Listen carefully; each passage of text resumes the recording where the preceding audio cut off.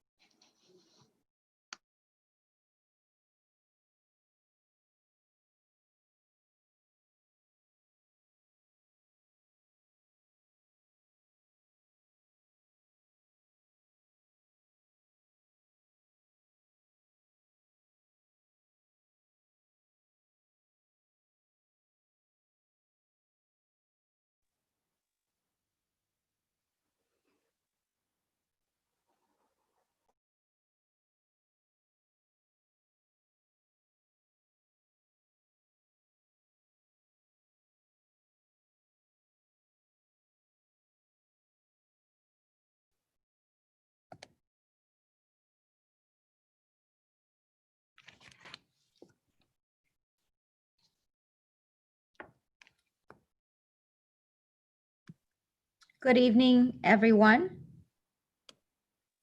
Welcome. This is your superintendent, Dr. Leslie Torres Rodriguez, and I want to thank you for joining us. Before we begin, I do want to wish everyone a happy Hispanic Heritage Month. As you know, for a month through October 15th, we celebrate the history, the culture, and the heritage and the contributions of Hispanics. And so wanted to take a moment to wish every one of us a happy Hispanic Heritage Month. And I also would like to ask our entire team that is here and that will be part of this presentation to please take a moment to introduce yourself to our families.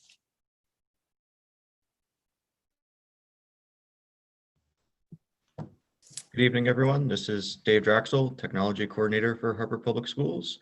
I work closely with all of our schools and with district leadership on ensuring that all of our technology is accessible for you during instruction, and especially for those who are in need of technology from home and in your remote learning.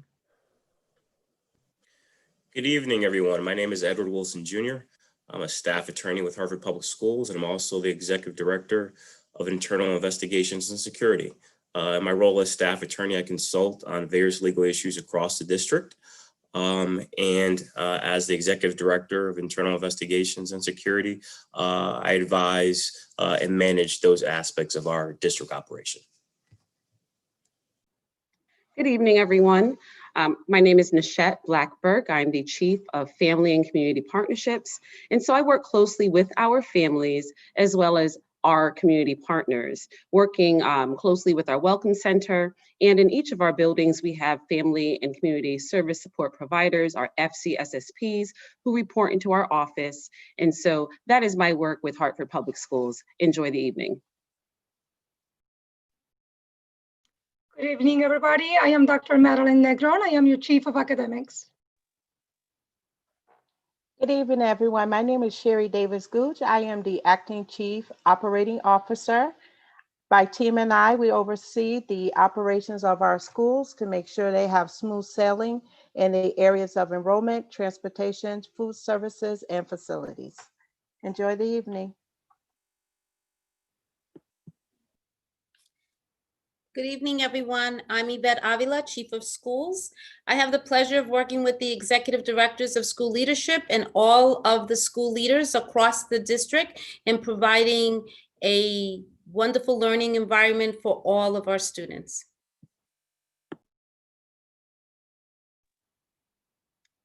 Good evening, everyone. This is John Fergus, Director of Communications and Marketing for Hartford Public Schools. I'm responsible for all external and internal communications across the district.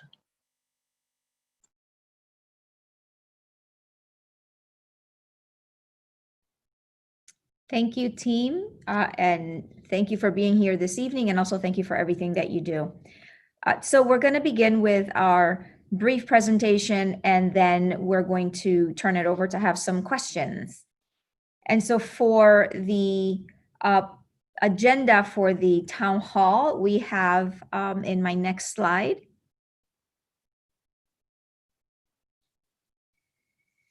We have 4 agenda items. One is to review the local health metrics. As you know, we work very closely with the Hartford Health Department, and so we are preparing in the event that we have to. We are preparing to shift from the yellow status to the orange status on our decision meter. We also want to talk to you about the revised hybrid learning model for pre-K to 8th grade, and also the learning supports that we have identified for our families and our students. And lastly, we want to talk about the health and safety, which continues to be our #1 priority.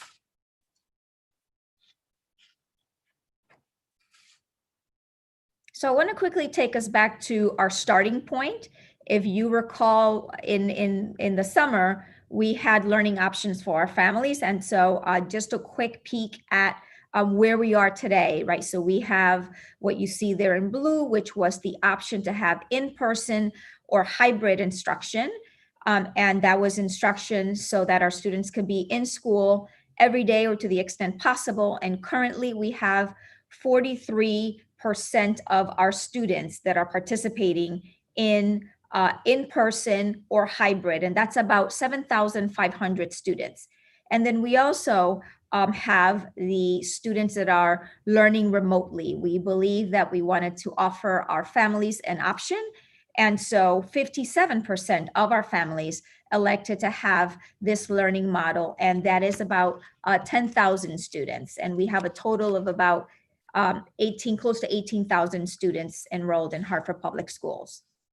And so for the majority of the presentation, I did want to talk to you about the in-person and the hybrid model, given that if we do have to change from yellow to orange or to red, the students that are remote learners always stay in that learning model. The changes happen to the students that are in this blue option, which is in-person or hybrid.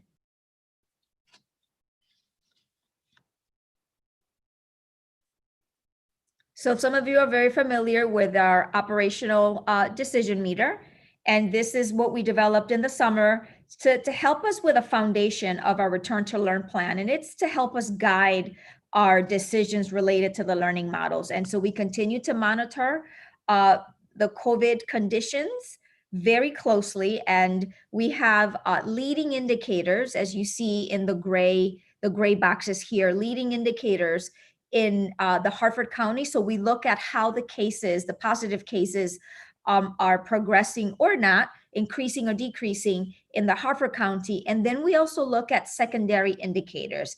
And some of those are very specific to our city of Hartford.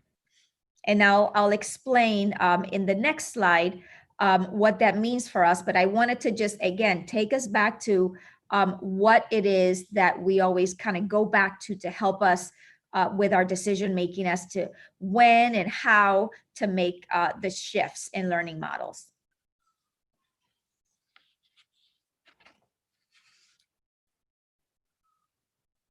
So in our next slide here, we wanted to go back one slide. Here we go. We wanted to look at where the metrics currently are. So we know in the top right corner there, we know that we are still in the yellow, right? The local health metrics do not require that we shift to orange status. So we're going to continue to operate in the yellow status. And, in the previous slide, I did talk about those indicators, the leading indicators and the secondary indicators. And these are the actual numbers for the past several weeks. So the leading indicators in the Hartford County, what this means is that on September, the week that ended September 24th, there were 4.8 positive cases per 100,000 people. And as you see, there has been a steady increase across the weeks, but still has us within the yellow. Because John, if you go back to the previous slide, please. Right, when we look here under the yellow column, it is from 1 to 1 to less than 10 per 100,000. So we are still, as it relates to the leading indicators, in the yellow. Then we look at the secondary indicators, and these are specific to the city of Hartford. And so we have seen here that there has been, an increase, decrease, and then an increase again, right? September, the week that ended September 24th, we had 9.3 new cases per 100,000. And then there was a reduction, and then we saw an increase to 15.6 in the recent numbers that we've gotten. And so, we continue to monitor that because it is starting to get into the orange. And if, the trend continues, we'd have to look at all of these pieces together, kind of put them all together and determine when it is time to make the shift. The last one is the percent of positivity rate. And those specifically don't have any colors because there wasn't necessarily any guidance from the State Department of Education as to what color we should assign, that should be assigned to those. But I wanted to show that, the week of September 24th, there was a higher percent positivity than there currently is today. And then to the right, when you see the purple boxes there, that is as it relates to cumulative positive cases in Hartford Public Schools. And so we have had, this was as of Monday, we had 33 students across our schools. This is for the entire school system, 11 staff members and 4 community partners, a total of 48 cases for the entire district. We often get questions about the community partners, and that includes some of our community-based partners that come into our school. We value significantly our community partners, and so they're still coming into our schools and providing supports for students, for example, during the day or after school programs. And then that also includes our bus transportation partners, our bus drivers or our bus monitors. So we will continue to monitor. And as you know, we are now kind of monitoring and making decisions on a weekly basis. And we wanted to have the opportunity to spend the most of this presentation talking about what would those shifts look like? What impact will that have on the instructional models? And there has been, we've been in school now for over a month, and we continue to improve everything that we're doing so that we can serve our students better every day. And I wanted to just make sure that I frame this shift, and then I'll turn it over to our Chief of Academics, Dr. Negron, to go deeper into this information. But just to explain this slide, follow me to the right, to the left side, right, where you have the smaller box that says originally planned hybrid model. This is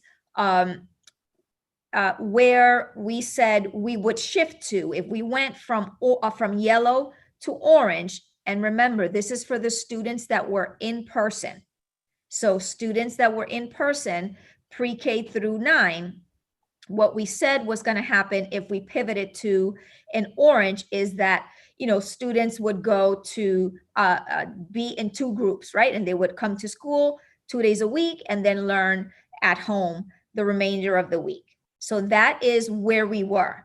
So the new model, the revised hybrid model, is the one on the right-hand side. And we have heard many of you reaching out to us individually, to our board members, expressing concern about the amount of access that students would have to teachers or to instruction when we changed from coming to school every day to having to be in a hybrid model. And so in the new hybrid model, we wanted to show you here the increase that would take place in terms of instruction. So again, going to the left, currently, this group would would have shifted to the orange and would have gotten 16 hours of synchronous and asynchronous instruction. So that means that a teacher would be synchronous, right? The teacher would be live and would be teaching the students, and then would, for example, be teaching for a half hour and then have the students work independently for another 20 minutes. So that's both synchronous and asynchronous. And then the remainder of the 13 hours would be asynchronous, where students would have to just do their work independently. So that is where what would have happened if we shifted under the old hybrid model. However, in the new hybrid model, and this is very important, a very important change, one change is to ninth graders. So in the new hybrid models, ninth graders would be completely remote. So that means that the new hybrid model would apply to only pre-K through 8th grade students. The reason why we had to make that change, if we do have to change to an orange status, is because we don't have enough staff, if you will, with the current staff that we have, to make sure that our ninth graders have access to content certified teachers. And so that would impact our ninth graders' ability to continue to have courses that they need to graduate. And so the only way that we would be able to provide our ninth graders with courses that they need to graduate is to have them move to a remote model in the orange model. What we've also done is, in order to increase the number of instructional time, the hours of instructional time, is we have broken the groups up from in our K through 8. So we have a group, as you see there in the blue rectangle here. You have group A and group B. So these are for classes, current classes that have 15 students or more. So those classes are now going to be divided into two groups, a group A and a group B. And the reason that is happening is because if the external health conditions say that COVID transmission is increasing, then we have to make sure that we can 100% with accuracy be able to establish that 6 feet of distancing. Right now, we don't have 6 feet of distancing in all of our classrooms, and we're still in yellow. So it's okay right now to do that because we have all the other mitigating measures, right? We have our masks, we continue to wash hands regularly, we disinfect regularly, we have the other PPE that we have deep cleaning and disinfecting in our classrooms and in our schools. However, if we move to orange, that means that the spread of the virus is continuing to increase. And so we then have to make sure that 100% at all times in our classrooms, we have that 6 feet of distancing. And so it is impossible for us to have 6 feet of distance in classrooms that have more than 15 students. So the only way to get at that in the orange model is to break the group into two. So that means that the students that would come in person to learn 2 days a week would be a much smaller group. Now there is another group, that's group C, the one in the green there. We do have classes, actually more than 50% of our classes have 14 students or less already. So that means that we can already ensure that there is 6 feet of distancing. Right now, in more than 50% of our classrooms, we already have 6 feet of distancing. So we don't have to break that group into two, right? Because we already have that safety, the physical distancing there. So that is a big change from the left side, the left box there, where if we move to orange in the original plan, if we move to orange, it would mean that pre-K9 would have gone to hybrid, right? Group A and group B. However, in the new hybrid model, and after we got almost 500 new students that registered into our school district, now we had to step back and say, wow, we're not going to be able to make sure that our ninth graders have access to their full progression of courses. So we don't want to impact our ninth graders negatively. So this was the way to address that. They now, ninth graders, become fully remote learners, and pre-K-8 is split into, as you can see here, group A and B, which is one part of the classes that have 15 or more, and then group C, which are students, classes that have 14 or less students. I know that this is the first time that you're seeing this information, and we are going to have additional town halls for grades, different grades, so that we can have more opportunity to just review all of this and what it means to different grades, what the schedule looks like. So it's the first time that we're presenting this information, and we wanted to do that early on, to as much as possible before any shift in models have to happen, before we have to go to the orange. And so now I am going to turn it over to Dr. Negron so that she can go deeper into what this new hybrid model looks like, what and what it looks like for students from Monday through Friday. Thank you, Dr. Torres Rodriguez. I think given the level of detail that you have provided with this overarching slide representing a new hybrid model, I think I would like to focus on the following slide so I can go deeper. So once again, going back to those groups that you heard Dr. Torres Rodriguez mention regarding the ones that are going to be splitting right into two groups to ensure that we have the 6 feet of social distancing reflected in the blue, right? The boxes with the blue borders. And below that, we are reflecting the group that's going to be staying together with the borders in the lime green. So I would like to begin by focusing our attention on the blue box, right? This is going to be the group that will be splitting. So let's say that your child is in a 5th grade class right now, and there are, let's say, 20 students in that classroom, right? That your child is either going to be assigned to group A or group B, right? But this would mean that your child will continue to report to school, right? Will continue to report to in-person learning 2 days a week, right? So let's say that your child ends up in the group A. Your child will be in the classroom with the teachers that they currently have right now, right, on Monday and on Tuesday.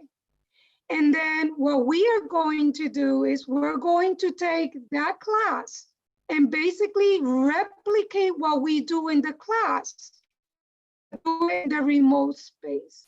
So when your child is home on Wednesday, Thursday, and on Friday, we're gonna follow the same schedule that we had when we were in person. So this means that the teacher is going to be working again with your student, right, on these days. So let me now focus your attention on Thursday and Friday, right? I'm still in that blue box. I'm still in the group A, right? So let's say that the morning block is the reading block, the literacy block. It means that I'm still going to engage with your child for those 60 minutes of literacy. And when I'm doing that on a Thursday, on a Friday, it might mean that we all get on, we're all live, I'm instructing my class, I am doing my morning routine and my morning lesson, and then at one given point, right, I'm going, just like I do in the classroom, I'm going to break up my class into some small groups. And that means that the groups are going to be doing like their group assignments or their independent assignments, but I will still be available to them. I am still accessible to them. So I am always accessible when we are learning on the remote space, right? So I'm accessible to them in person, Monday and Tuesday. I am accessible to them on Thursday and Friday. They're still with me, although we are working in the term that we use synchronously and also asynchronously. So that's what happens in person and in the remote space. Now on Wednesdays, right? That means I work with the kids already in person. I prepare them. They're getting ready to move into the remote space. They're going to be on that remote space and they're going to continue to work on the learning assignments that I have provided to them, right? And they're going to be doing that independently, asynchronously, that's the term that we use, right, in the remote space. So that is the way, if you follow that row across, that is how that works. It works the same way for the kids that ended up in the B group, only that we're going to reverse the days that they're with me in person and the days that they're going to be with me on the remote space. I want to stress in this new model, they are still with me, right? Let's say that I'm their classroom teacher, they're still with me. In the old model, they would have been alone Thursday and Friday. And now they're not alone because they still have my support on Thursday and Friday. So that is the blue box. If I go to the 9 green border box, this is the group you heard Dr. Torres Rodriguez mention. This is the group that right now we're like 14 or less. So we're going to stay together. We're not going to divide that class into like 8 or 8. We're going to stay together. And it means that they're going to be with me in person Monday and Tuesday. We're going to move to the remote space Wednesday, Thursday, and Friday, but they're still going to be with me Wednesday, Thursday, and Friday. So they always will have the support of the classroom teacher. But again, because we're going to be in the orange, it means that everybody, right, is working remotely for 3 days. But I want to stress that in the new hybrid model, we knew that right now we needed to provide more teacher support, and that is what this new model will offer all our students pre-K-8. Okay. Dr. TR, I think I'm going to stop there. Yes, and thank you, Dr. Negron, and also for highlighting that we tried to be responsive, and I know you and Chief Avila worked really hard with your respective teams to try to identify alternative ways, right, to have more instructional time. So I want to just thank you for that. And then if we follow through to the next slide, Dr. Negron, this is just another way. I don't know if there's anything specifically that you want to lift here, but this is actually, it's what we call like the big picture of what the programming would be, if you will, if we shifted to the orange. And so, for grades pre-K to 8, we would be in a hybrid model. And then you see there to the right what the teacher schedule and model would be as well. And we just wanted to kind of go down the list here in terms of the light gray box to the left. So grades 9 to 12 now move fully remote. And we also wanted to make sure that we tended to our commitment to equity, right? When we talk about equity, we mean that we have to always think about what is it that we are going to do and act on as it relates to students that need the most supports. And so we also took into consideration our students that are in the RISE, STEP, and EIGLE programs, students that have exceptionalities, and also our students that are part of our Hope Academy, our New Visions, and our personalized pathways, right? Students that need individualized programming And so they also have a very specific schedule here, and they are in person, if you will. And so Dr. Negron, is there anything that you want to expand on? I know that there's a difference between those groups and then the personalized pathway at Hartford High. Right, so, and so you mentioned that, right, we're trying to continue to provide the individual that many of these students require. That is why, as you mentioned, right, the RISE, STEP, iGoals program, along with the Hope Academy, New Visions, and these programs we will be looking to maintain fully in person, Monday, Tuesday, and Friday, right? Everybody across the district, if we ended up in the orange level, everybody pretty much would be remote on Wednesdays. So that would remain the same for the specialized programs as well. But I did want to make that there is a distinction right now with the way that the personalized pathway at Hartford Public High School operates. Right now, they work fully remote. They would continue to work fully remote synchronously, right? With that teacher access that has been working from day one. So we will be looking to maintain that. Dr. Tia, if I may, I know that I neglected to highlight a piece on the previous slide, and it's extremely important. And I want to make sure that I do not forget to do so. So for the audience listening, I'm sorry that I forgot to highlight this piece, but I want to make sure that I walk you through it. So I want to call your attention again to the blue, right? The blue border group. That's the group that's going to be splitting into the A and the B.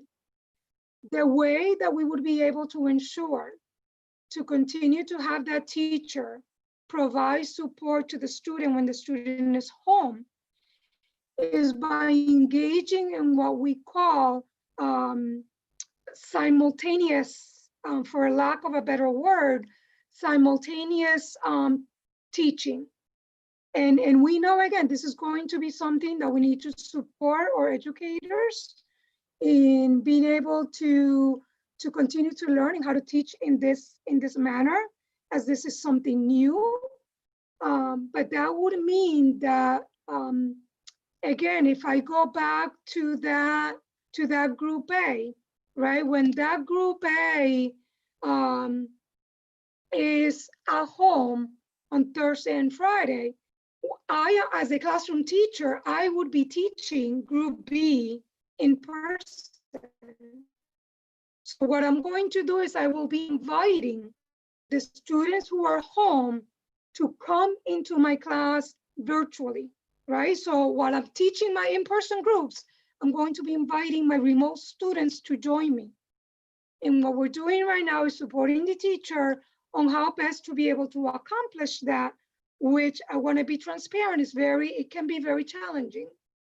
So for example, we're looking at ways where I know that I'm going to begin my lesson, like most lessons begin with a good opener, where the teacher unpacks what the learning is going to be and they conduct a whole group lesson.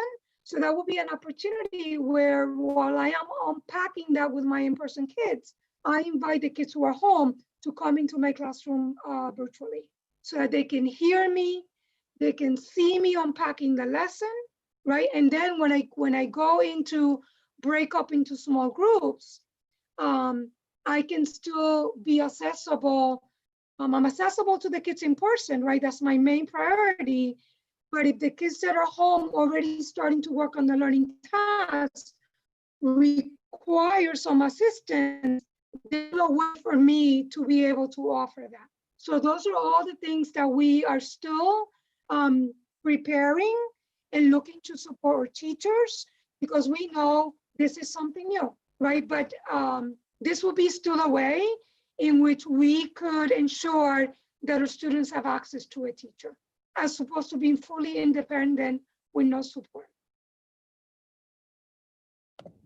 Thank you, Dr. Negron. If we can now move to the slide that speaks to some supports. So just like you heard Dr. Negron speak about supporting our teachers and our educators, our support staff, we also want to make sure that we support our students and you all at home. And we are in the process of assembling our student learning kits for specifically for students that are going to make that shift if and when we have to make a shift to the orange. The students that are in school every day and would now, have to have, be part of that A, B, or C group. We want to have our work groups and our tools and supplies for students to work with at home. And we also want to make sure that we have all of the devices and hotspots and internet availability for our students. Something else that we are working on, this is a new support. We are going to expand our tutoring options for our students with certified teachers available on the evenings and on the weekends. We have heard from some of our families that they do wish that they had additional support. And so we are working diligently to make that available for our families. And of course, our commitment to supporting our staff. We know that this is a new way of teaching, and we want to make sure that we continue to support our staff as we all continue to learn. And we want to make sure that, on the right side here, that we continue to engage with all of you, with our families. Our outreach continues, especially to students that are what we call no-shows. We still have some students that have not logged on or come in. We are going to continue with our town halls to provide opportunities to review this information and present it in multiple ways, and for you all to ask us ongoing questions and even to inform our thinking. As you can see here, your feedback, your reaching out to us, your outreach also informed our thinking and was able to, kind of get us to think, how else can we, tweak the model so that our students have more time, more instructional time. And we want to continue with our virtual family learning sessions online as well.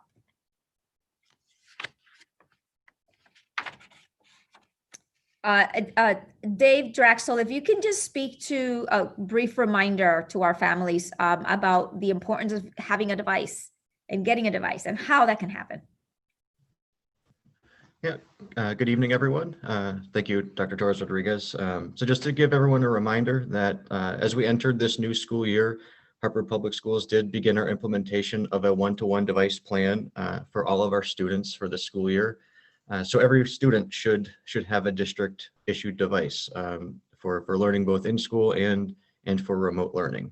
Right now we have just about 15,000 confirmed one-to-one students who have devices, and about just over 1,100 students are scheduled to pick up their device by the end of this week.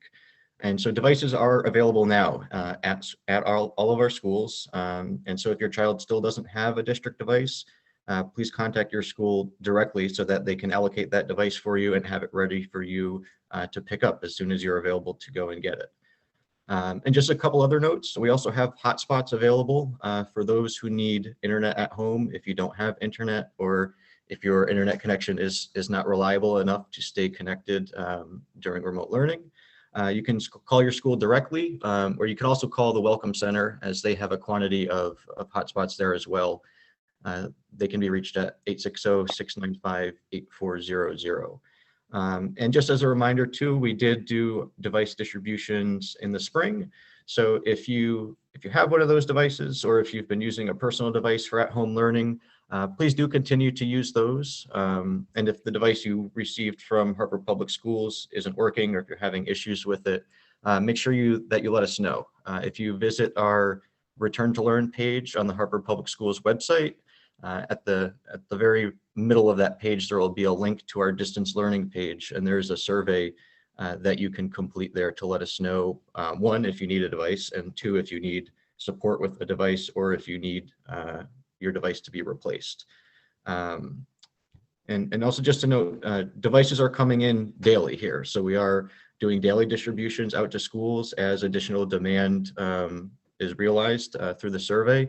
And so it's important that we have that information from you. So, if you still need a device, if you need a hotspot, if you need help, please complete that survey. You can also call your school and they'll help you complete the survey too if you're having trouble doing it on your own. It's really important to us that we get a device to you and that we can support you with any troubleshooting needs that you may have. Thank you, Dave. And just in our next slide, I won't spend a lot of time here. We continue to share this information on a weekly basis, but just a reminder that we do have the healthy student meals that are available. And the distribution is throughout 16 sites. We will continue to send that weekly to you all. We want to, again, remove as many barriers and burdens to our families. And so for students that are learning at home, fully remotely, or if we do shift to the orange, there will be students that are now at home several days a week. So please access our meals. We continue to focus on the health and safety. And so we are doing actually pretty well. I am very proud of our students and our staff for the work that they're doing with masks, wearing masks, same thing with hand washing and sanitizing, physical distancing. As I visit schools, students and staff are being very mindful of safety. And we continue through, with our disinfecting, our ventilations systems are almost complete, and our health and safety team continue to work diligently with our contact tracing if there is a positive case that takes place.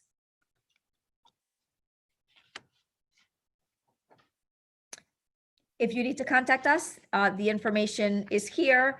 I'm not going to get into it only because I want to make sure that I ask Ms. Nushette Blackburk in our next slide to quickly review Ms. Blackburk, the Family Learning Institute, and then we can go to have some questions.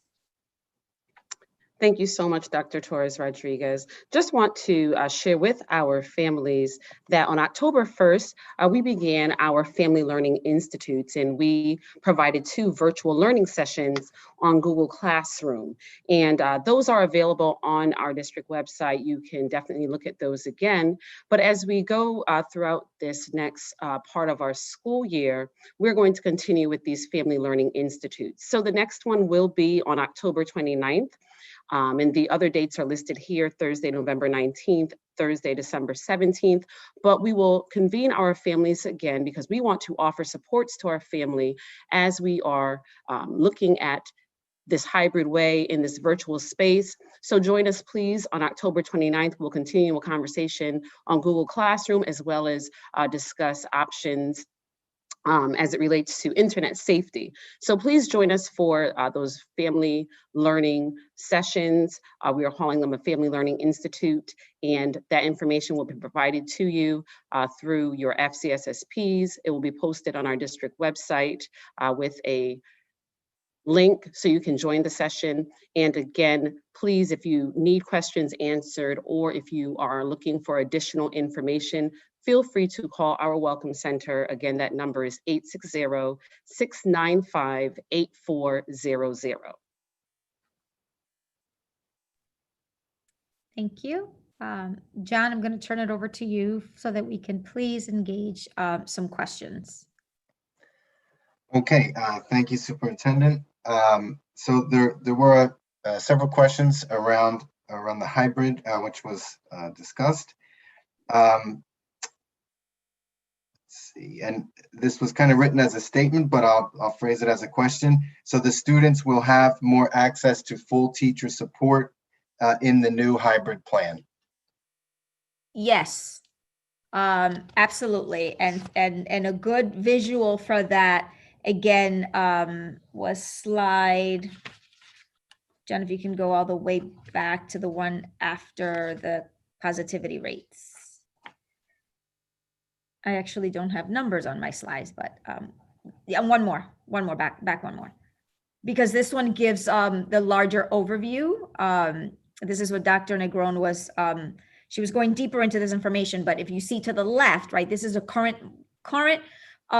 if we were to shift right now to orange, right, this was the original plan to the left, right? 16 hours of live, and then the rest would be students working on their own. Whereas now in the hybrid model, right, it means that students would have, the 26.5 hours with a teacher, instructional support, and then the 3.5 where students would have to have some independent learning time. Okay, so Wednesday would be in person, would be both in person and remote.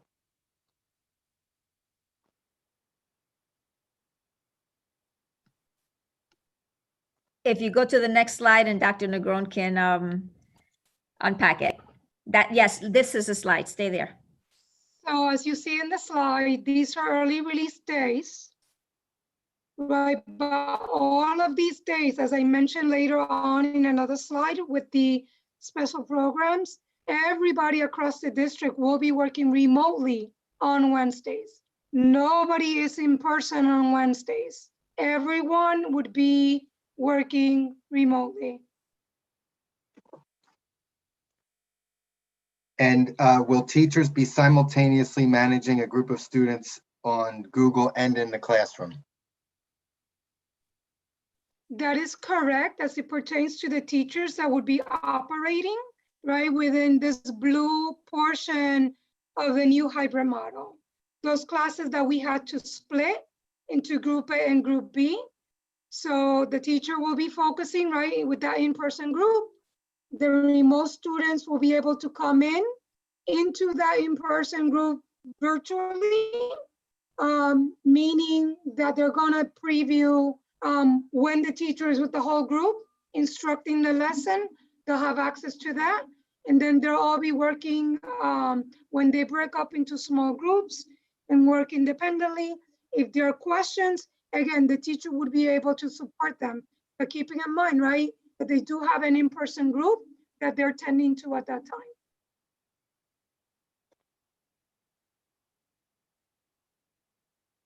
time. Will instruction be recorded so students can review the lesson later? I think that's one piece that we're still thinking through. So at this point, I am not able to provide you an answer on that point. So this one was from a parent who said that they were opposed to going to hybrid. They did not want that shift to happen. But the question is, what about working parents with no options for childcare or someone to assist children with online learning? Yeah, and I have said it and I will say it again.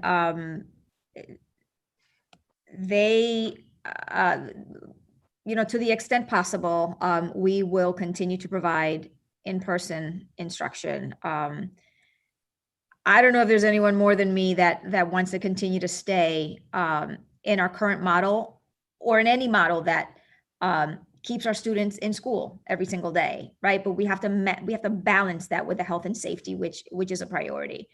And so we are. I'm actually going to ask Ms. Nushette Black-Burke, because I know that we are working with our partners at the City of Hartford to try to find a workaround for childcare. Yes, thank you, Dr. Torres-Rodriguez. We are working with the City of Hartford as well as other partners to try to put together a list of resources that will be available to our families to help alleviate childcare issues, supports around online learning. So that information, as it becomes available, will be shared via our website and with our families.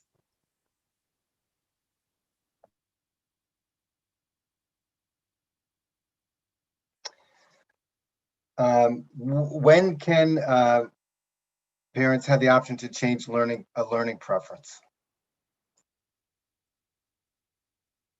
So we discussed this early on that we would we actually discourage changes in the learning preferences, especially when it's throughout the semester. And so I would encourage our families to reach out to the school directly so that, you can discuss what it is that is the family need and why it is that, there's a challenge with the current learning model.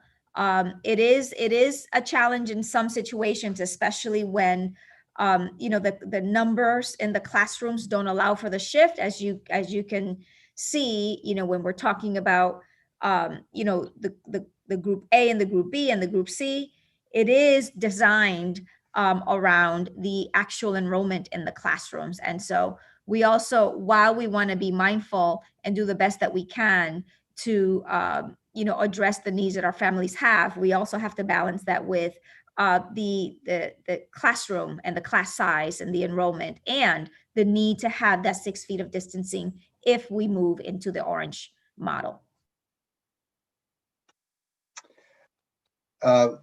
Will we be updated daily on any cases in our schools? And if cases do happen in our schools, will we be told?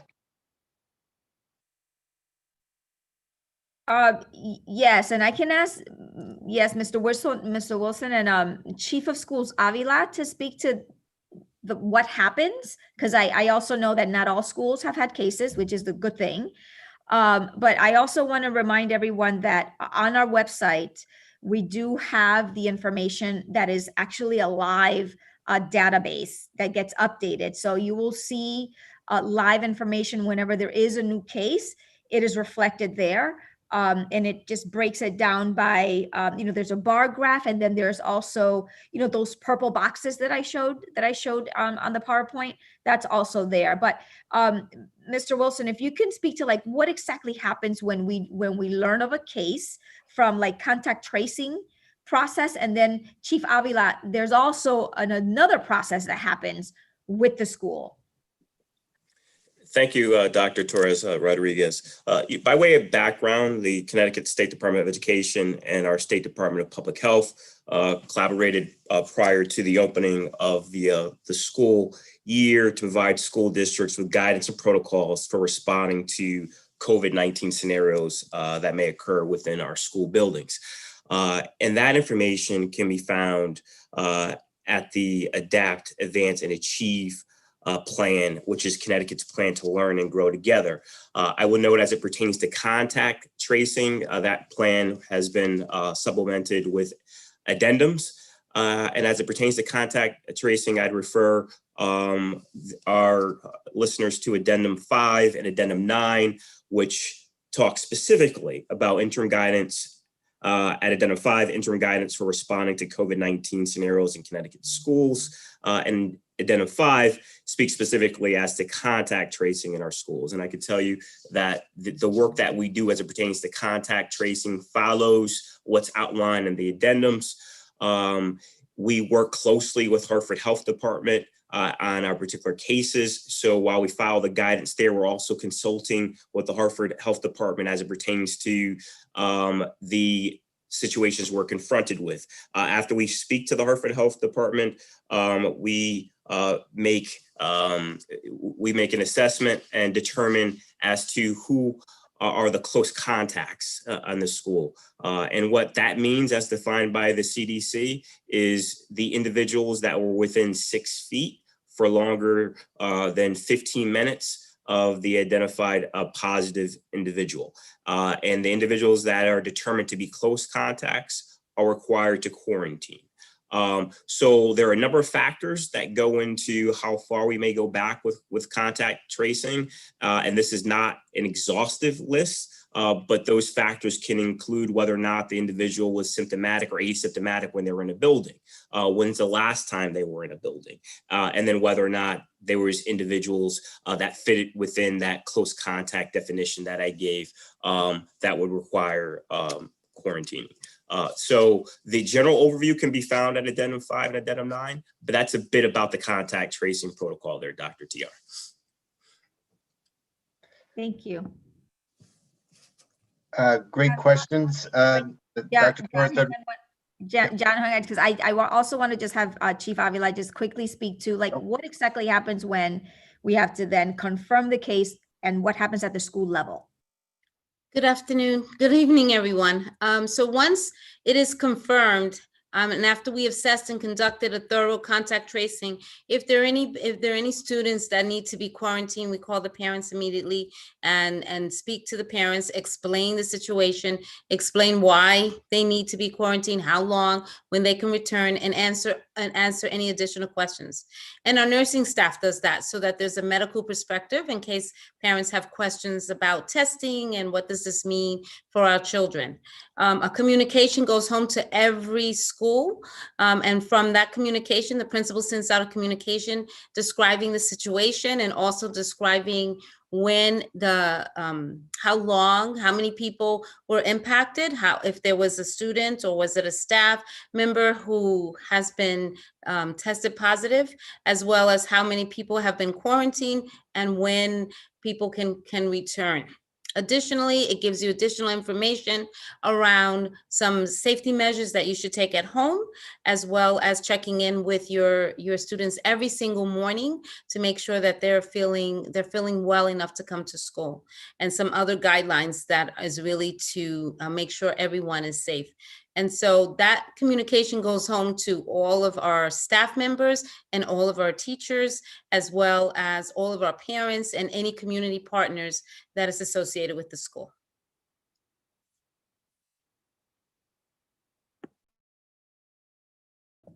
Thank you. And I know that we are way over, so I do want to apologize, but I know that there were many questions that came at us. So I want to thank you not only for joining us this evening, but I also want to thank you for your patience, your flexibility, and also your voice for letting us what you think and what you feel about our return to learn and how we can improve every day. So we will continue to have opportunities to engage.